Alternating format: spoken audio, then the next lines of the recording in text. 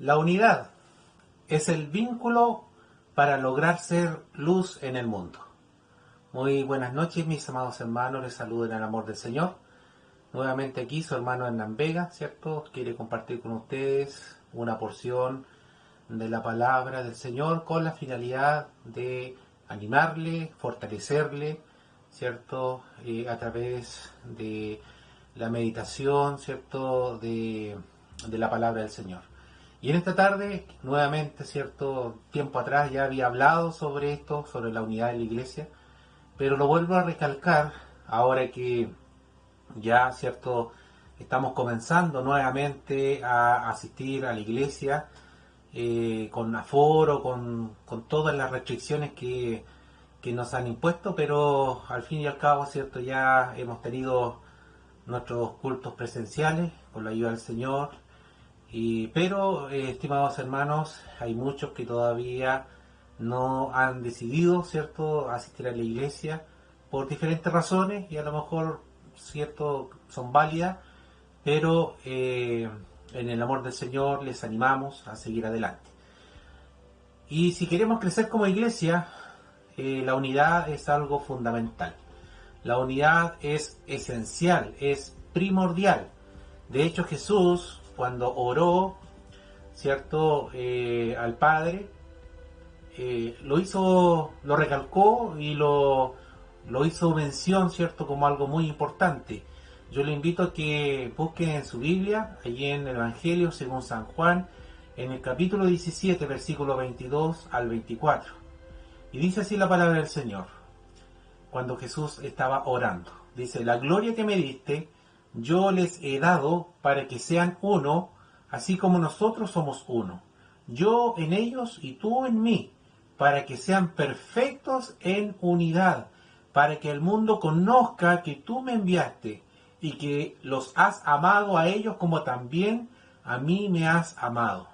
Padre, aquellos que me has dado, quiero que donde yo estoy, también ellos estén conmigo, para que vean mi gloria que me has dado, porque me has amado desde la fundación del mundo. Amén. Entonces aquí podemos ver, ¿cierto?, el tema de la unidad.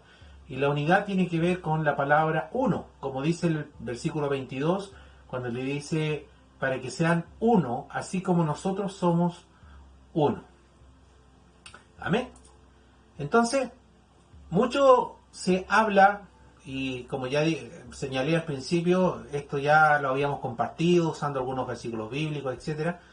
Mucho se habla de la importancia que tiene la unidad, ¿cierto?, en los hermanos, en la iglesia, y tal afirmación, hermanos, es muy válido, porque según la Escritura, el mensaje de Dios reclama, ¿cierto?, que su pueblo permanezca unido. Y por eso Jesús oró, para que su pueblo permanezca unido.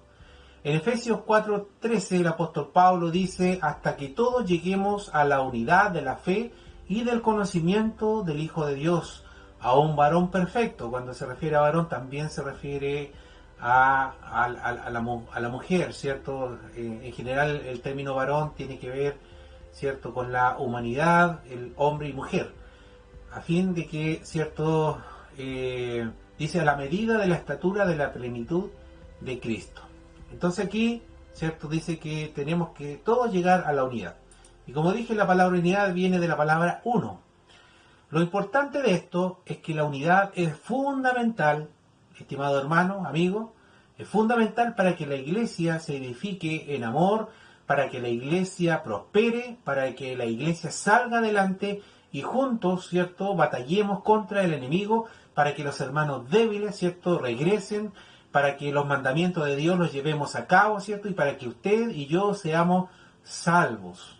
¿Amén? ¿Está de acuerdo con eso? Bien, mis hermanos, como dije, que la unidad es algo muy importante, ¿ya? Porque con la unidad tenemos todo esto. Nos podemos, ¿cierto?, practicar el amor, ¿cierto? La iglesia va a ser prosperada, todos vamos a estar preocupados de nuestra salvación, etcétera. Todo eso lo enfocamos, ¿cierto?, en este concepto de unidad. Y la unidad, estimados hermanos, salva a la iglesia. Por eso en Efesios 4:13 ¿cierto? Dice hasta que todos lleguemos a la unidad de la fe. Entonces, la unidad es esencial, es algo primordial en las Escrituras, y de hecho Jesús, ¿cierto? Cuando leíamos al principio, dice para que sean perfectos en unidad. Y la iglesia tiene que estar perfecta en unidad. No podemos estar divididos, estimados hermanos. Si bien es cierto, cuando ocurren divisiones, distinguimos o podemos hacer la diferencia entre un hijo de Dios y aquel que aparentó ser hijo de Dios, ¿cierto? Pero la unidad es el reflejo mismo del amor. Y es por eso que Jesús, cuando hace mención en esta oración, y dice, en una parte dice que los has amado a ellos como también a mí me has amado. Entonces la unidad es reflejo, ¿cierto?, del amor mismo. Y la unidad prospera la iglesia, ¿cierto? Por eso el versículo 15 de Efesios 4:15 dice, sino que siguiendo la verdad en amor, crezcamos. La iglesia tiene que crecer, pero va a crecer mientras esté unida. Crezcamos en todo en aquel que es la cabeza, esto es Cristo, ¿cierto? Vamos a permanecer en unidad, pero siempre, ¿cierto?, a la cabeza está nuestro Señor Jesucristo. Y, ¿cierto?, pocas veces se le atribuye a este concepto, a esta palabra, ¿cierto?, pero para nosotros es vital considerar, ¿cierto?, y aún el mismo apóstol Pablo lo recalca y lo menciona en muchas partes, ¿cierto?, de sus epístolas. Dirigió estas palabras a los corintios, ¿cierto? Y es muy importante. Por ejemplo, en 1 Corintios 11:18, lo opuesto a unidad es la división. Y a veces es necesaria la división. Pero usted dirá, ¿pero cómo? Bueno, en 1 Corintios capítulo 11, versículos 18 y 19, Pablo hace mención a esto y dice, pues en primer lugar, cuando os reunís como iglesia, oigo que hay entre vosotros divisiones, y en parte lo creo. Versículo 19, porque es preciso, por eso le decía que a veces es necesario, ¿cierto?, que entre vosotros haya disensiones para que se hagan manifiesto, es decir, para que sepamos quiénes son, ¿cierto?, los verdaderos hijos de Dios y quiénes no lo son, para que se hagan manifiesto entre vosotros los que son aprobados. Amén. Entonces, a veces es necesario para distinguir quiénes están en el medio nuestro, quiénes son los que están, ¿cierto?, influyendo dentro de la iglesia. Y es necesaria, ¿cierto?, la unidad y es necesario que exista comunión, ¿cierto?, dentro del pueblo cristiano. En Efesios 4:3 dice, solícitos en guardar la unidad del Espíritu en el vínculo de la paz. Después en el versículo 4 dice, un cuerpo y un espíritu como fuisteis también llamados en una misma esperanza de vuestra vocación. Después el versículo 5 dice, un Señor, una fe, un bautismo. Versículo 6, un Dios y Padre de todos, el cual es sobre todos y por todos y en todos. Entonces siempre se está refiriendo a uno. Y dentro de la iglesia tiene que existir la unidad. Ahora, ¿qué es lo que tiene que haber dentro de la iglesia? A mí no me gustan las divisiones. Desde muy temprana edad lo he podido ver, ¿cierto? Me ha tocado participar en varias iglesias.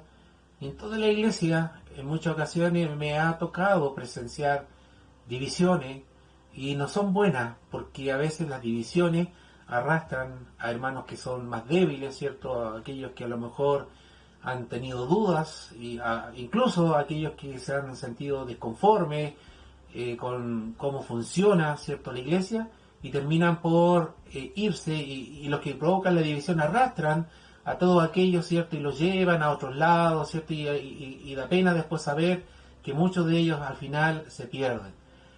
Pero como decía en Corintios, a veces es necesario que ocurra esto para saber quiénes son los que están a nuestro lado, quiénes son los que forman parte de la iglesia, ¿cierto? Y obviamente se puede confiar y se le puede delegar funciones a aquellos que uno sabe, ¿cierto?, que permanecen unidos, que son leales, etcétera, dentro de la iglesia. Pero a alguien que causa divisiones no la podemos considerar, no se puede, ¿cierto? El pastor no le puede dar cargos de confianza porque sabe, ¿cierto?, que en algún minuto va a provocar división y va a arrastrar y muchos se van a perder.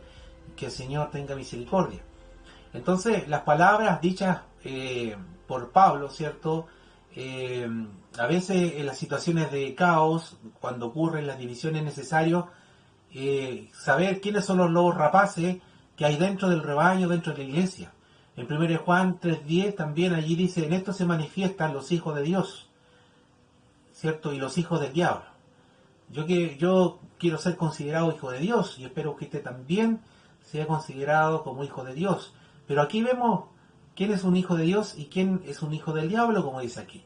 Todo aquel que no hace justicia y que no ama a su hermano no es de Dios. Y por lo tanto, si no es de Dios, es del otro lado. Que el Señor nos ayude. Amén. Entonces la unidad es esencial, es fundamental, es primordial, ¿cierto? Porque así vamos a enfrentar al enemigo, ¿cierto? No es lo mismo luchar solo que luchar acompañado, ¿cierto? Luchar solo es muy difícil, ¿cierto? Contra un enemigo grande. Pero cuando estamos, ¿cierto? Junto a hermanos que están con nosotros, que están orando junto a nosotros, ¿cierto? La carga se vuelve más fácil, ¿cierto? Más liviana y vamos a derrotar al enemigo en conjunto, ¿cierto? Entonces la unidad es fundamental para enfrentar a diario las acechanzas del enemigo y enfrentar a aquel también que no le gusta la verdad, ¿cierto? Si estamos juntos, entonces, como buen ejército de Dios, podemos hacer frente a lo que venga, ¿cierto? A las dificultades, a todo.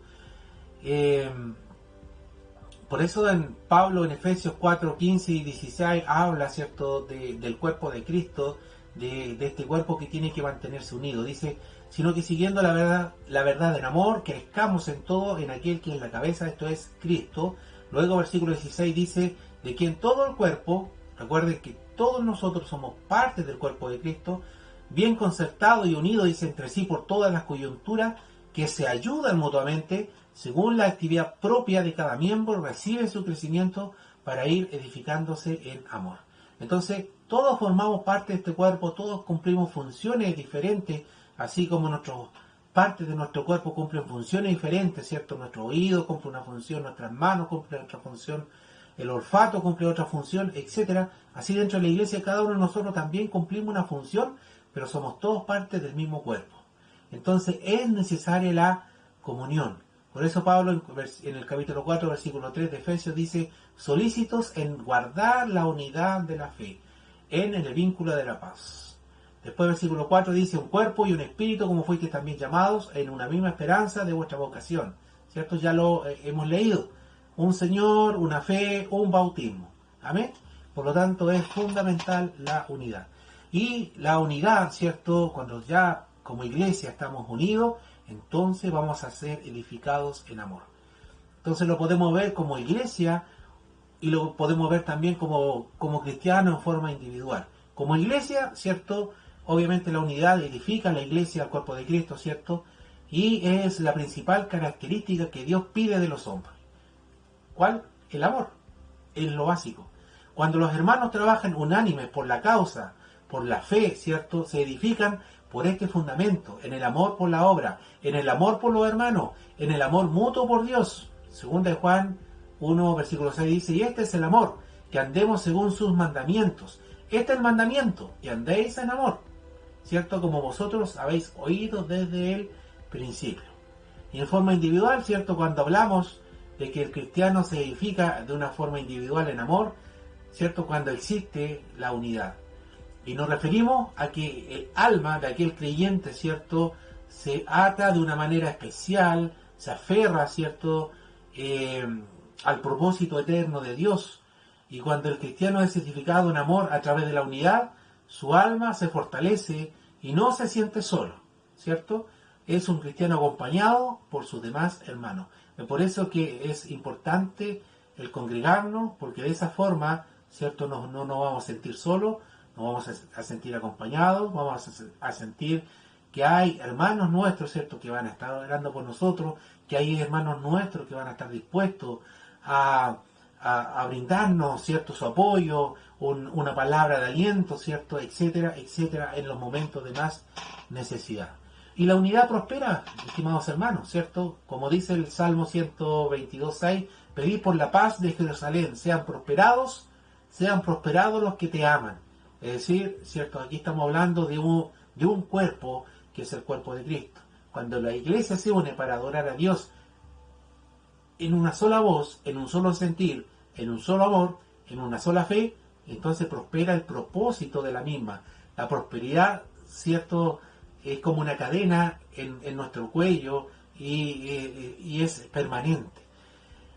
Y el cristiano, ¿cierto?, que está firme con el apoyo de sus hermanos, es un hermano que va a prosperar, es un hermano que va a crecer, es un hermano que va a madurar, ¿ya? Porque va a escuchar la voz de aliento, va a tener el apoyo incondicional de los hermanos, va a tener las exhortaciones, va a tener el sabio consejo, ¿cierto?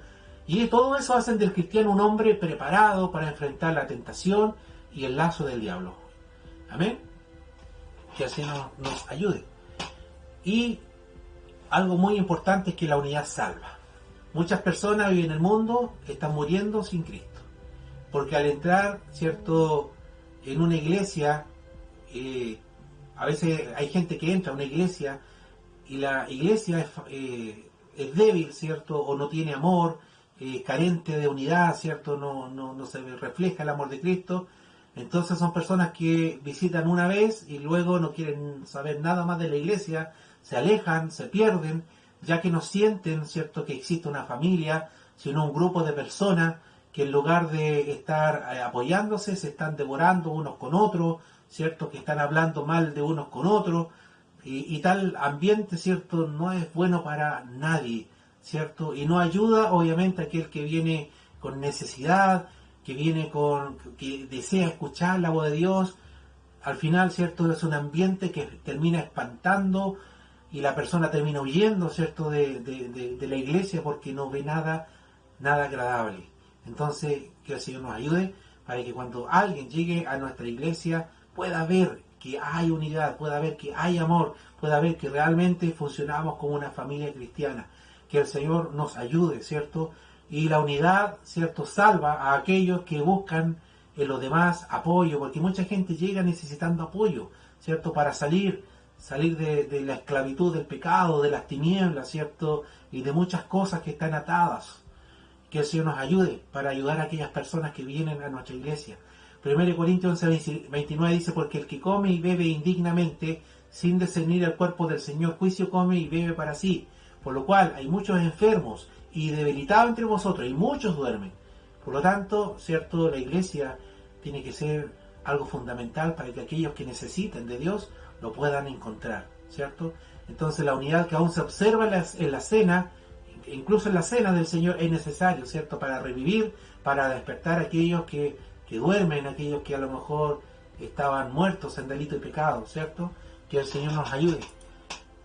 Y tiene que ser una unidad verdadera, ¿ya? Y tenemos que mostrarla ejemplarmente a través de nuestra conducta, a través de lo que hacemos, a través de nuestras obras, ¿cierto?, de la iglesia, de los hermanos, y para que exista tal unidad, debe haber un solo Dios, ¿cierto?, una sola fe, un solo bautismo, una sola esperanza, una sola doctrina, y no que aparezca uno con una doctrina y aparezca otro con otra doctrina, porque al final no nos vamos a poner nunca de acuerdo, ¿cierto? Que el Señor nos ayude, porque tiene que existir comunión unos con otros, ¿ya? La unidad tiene que ser verdadera, no de palabra, sin fingimiento, al igual que el amor tiene que ser sin fingimiento, ¿ya? En Hechos capítulo 4, versículo 32, encontramos allí, ¿cierto?, la unidad de la iglesia primitiva, la primera iglesia cristiana, ¿cierto? Dice allí, y la multitud de los que habían creído eran de un corazón y un alma, y ninguno decía ser suyo propio nada de lo que poseía, sino que tenían todas las cosas en común, ¿cierto? Que el Señor nos ayude. El Señor Jesús en el versículo 21 dice, para que todos sean uno. Recordemos, cuando leíamos al principio, cuando Jesús oró, ¿cierto?, le dice al Padre, para que todos sean uno, como tú, oh Padre, en mí y yo en ti, que también ellos sean uno en nosotros, para que el mundo crea que tú me enviaste. Amén. Entonces, si existe división dentro de la iglesia, jamás va a poder creer en Dios el Padre, ¿cierto? Que el Señor nos ayude. Entonces, nuestra unidad tiene que ser verdadera.